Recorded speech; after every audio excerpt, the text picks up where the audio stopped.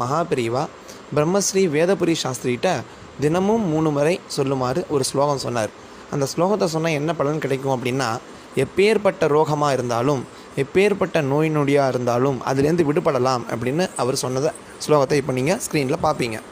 பாலாம்பிகேஷ வைத்தியேஷ பவரோக ஹரேதி ச ஜபேன்னாமத்ரயம் நித்யம் மகாரோக நிவாரணம்.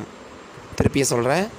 பாலாம்பிகேஷ வைத்தியேஷ பவரோக ஹரேதி ச ஜபேன்னாமத்ரயம் நித்யம் மகாரோக நிவாரணம் அப்படின்னு சொன்னார். 3 தடவை இதை சொன்னால் மட்டும் போதும். நம்மளை அண்டி இருக்கிற நோய்கள் எல்லாம் நம்மளை விட்டு நீங்கும். இதை நம்ம மட்டும் வச்சுக்கூடாது. இதனால் அப்படின்னா, எப்போவுமே ஒரு மந்திரமாக இருந்தாலும் ஸ்லோகமாக இருந்தாலும் குழுவாக சேர்ந்து நிறையா பேர் சேர்ந்து சொன்னால் மட்டும்தான் அந்த ஸ்லோகத்தினுடைய மந்திரத்தினுடைய சித்தியே கிடைக்கும்.